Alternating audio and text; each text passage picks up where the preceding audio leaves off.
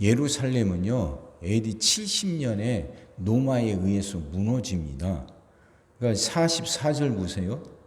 또 너와 및 그 가운데 있는 네 자식들을 땅에 메어치며 돌 하나도 돌 위에 남지 아니하리니 이는 네가 보살핌 받는 나를 알지 못함을 인함이니라. 이 말씀 있잖아요. 네 자식들을 땅에 메어치고 돌 하나도 돌 위에 남지 않는 날. 그날이 예루살렘이 함락된 날이에요. 로마에 의해서. 성전도 무너져 버리고 예루살렘이 함락이 돼요. 그 일이 일어날 때가 역사적으로 그 AD 70년이에요. 근데 누가복음은 그 이후에 쓰여졌습니다. 그러니까 누가는 로마에 의해서 예루살렘이 무너진 걸 알고 있어요. 그리고 지금 이 말씀은 예수님이 예언하신 말씀이잖아요. 그러니까 예수님이 33살에 십자가에 못 박히셨으니까 그 예루살렘이 로마에 의해서 무너지기 전에 예수님이 예언하셨고, 또 누가는 예수님이 예언하신 대로 예루살렘이 무너진 걸 알아요. 그리고 나서 한 다음에 한참 뒤에 이 책을 쓴 거거든요. 누가복음. 그러니까 지금 잘 생각해 보세요. 예수님이 예언대로 예루살렘이 무너지는데 본문을 쭉 읽어보면 잘됐다 봐라 그렇게 말했잖냐. 근데도 깨닫지 못하더니 꼴 좋다 이런 의미는 하나도 없잖아요. 안타까움이 배어 있잖아요. 그러니까 41절 보세요. 가까이 오사 성을 보시고 우시며 이러죠. 예수님이 예루살렘을 보시고 지금 우시는 거예요. 누가는 한참 뒤에 이걸 기록하잖아요. 예수님이 그때 우셨다는 것도 알고 있고, 우시면서 말씀하신 대로 예루살렘이 무너질 거란 것도 알고 있어요. 그리고 그걸 지금 책으로 기록하는데 본문을 쭉 읽어보면 예수님이 그렇게 예언했는데도 듣지 않더만 잘됐다 이런 건 없잖아요. 그런 어감, 그런 분위기, 그런 뉘앙스는 하나도 없잖아요. 안타까움이 배어 있잖아요. 안타까움. 자, 이거 보자는 거예요. 이거. 성경에 보면 그래요. 눈물 흘리는 사람들이 참 많이 있습니다. 신약 성경이 참 많이 있잖아요.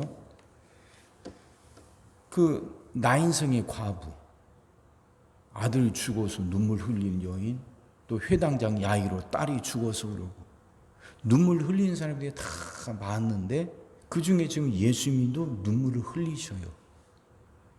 근데 다른 사람들은 그 예수님부터 위로를 받죠.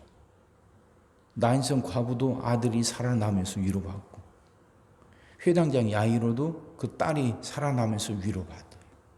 근데 예수님은 누가 위로하냐고. 누가 위로하냐고. 예수님이 그렇게 눈물 흘리시고 우시는데. 그러니까 지금 예수님은 그 마음속에 안타까움이 배어 있잖아요. 멸망이 임한다고. 예루살렘이 무너진다고. 그러니 빨리 듣고 돌이키라고. 예수님이 계속해서 말씀하시지만 사람들 듣지 않아요. 듣지 않아요. 여전히 자기 생각대로, 여전히 자기 고집대로 살아가죠. 그걸 보시면서 예수님이 우시는 거예요. 그 안타까움이죠. 그건 사랑이죠. 그러면 안 되는데, 그러지 말아야 되는데, 수도 없이 외치고 또 무섭게 경고까지 하는데도 여전히 자기 멋대로 살면서 돌이키지 않는 사람입니다. 그 멸망의 날, 예루살렘이 무너지는 날은 시시각각 다가오는데, 그날은 분명히 있는데, 반드시 있는데, 근데도 여전히 돌이키지 못하고 오히려 예수님을 죽이려고 하고, 그 말씀을 거절할 뿐만 아니라, 예수님의 말씀을 거절할 뿐만 아니라 오히려 그런 예수를 죽이려고 하는 사람들. 그러니까 47절, 48절이 그 말씀 아닙니까?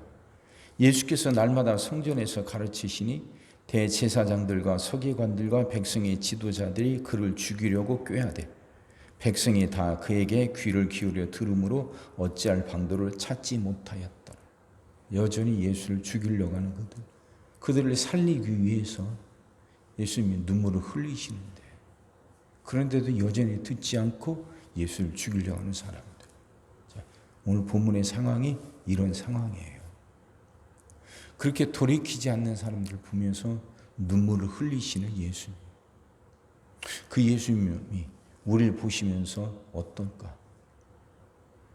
예수님이 우리를 보시고 혹시 또 울고 우시고 계시는 건 아닌가? 돌이켜서 바르게 믿고 바르게 살아야 되는데 여전히 우린 자기 생각, 자기 고집에 매여서 자기 방식대로 살아가고 있는 것 아닌가?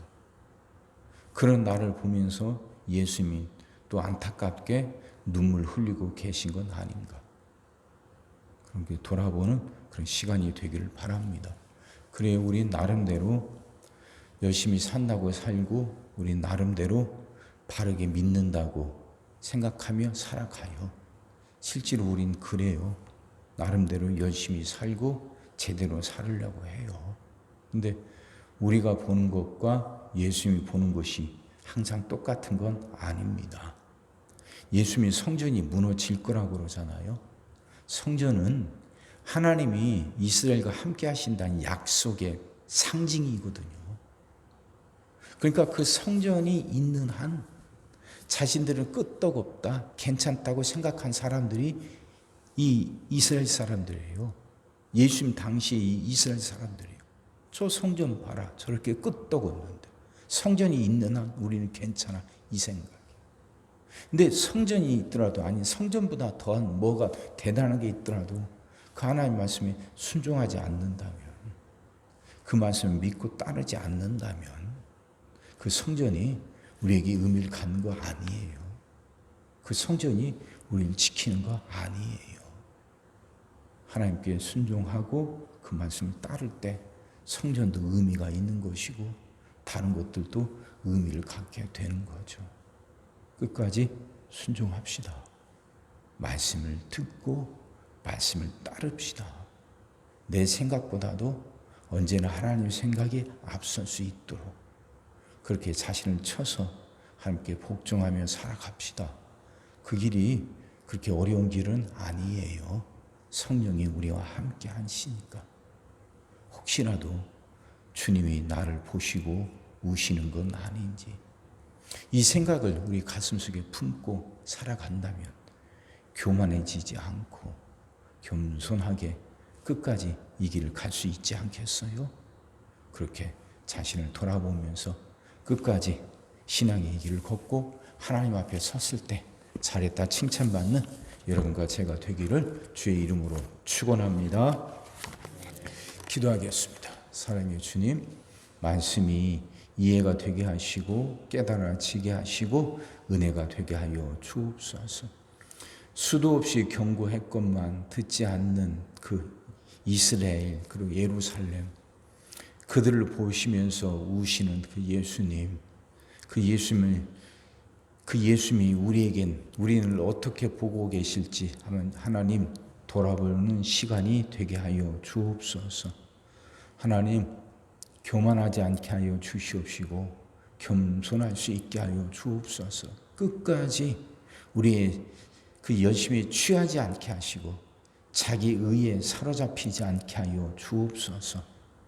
두렵고 떨리는 마음으로 자신을 살펴보면서 겸손하게 이 신앙의 길을 끝까지 걸어갈 수 있는 우리들 되게 하여 주옵소서. 바리새인들처럼 사두개인들처럼 자기의 의에 사로잡히지 않게 하시고 교만해지지 않게 하여 주옵소서. 우리도 우리 나름대로 열심히 신앙생활을 한다고 살아가고 있습니다.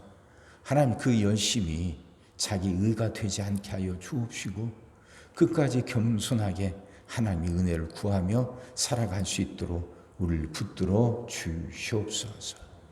오늘도 우리 모든 성도들 위해 기도합니다. 한 사람 한 가정 빠짐없이 일일이 찾아가셔서 오늘도 함께 하시고 은혜 내려 주옵소서. 가정들이 다 평안하게 하시고 식구들이 다 건강하게 하시며 생업이 다 형통하게 하시고 문제들이 다 해결받게 하여 주옵소서. 우리 자녀들을 축복하시고 앞길을 열어 주옵소서. 우리 자녀들이 하나님을 사랑하게 하시고 말씀을 지키게 하시며 하나님께 영광 돌리는 일꾼들로 살아가게 하여 주옵소서. 하나님, 우리에게 새날을 허락하여 주옵소서. 성도들은 질병을 이겨내고 물질 어려움을 극복하고 수많은 문제들을 해결하며 살아가게 하시고 또 교회 안에서는 예배가 살아나 빈자리가 가득 채워지며 언제나 생명의 역사가 일어나게 하여 주옵소서. 오늘도 모든 성도들 눈동자처럼 지키시고 복된 길로 인도하여 주옵소서. 믿사옵고 예수님의 이름으로 기도하옵나이다. 아멘.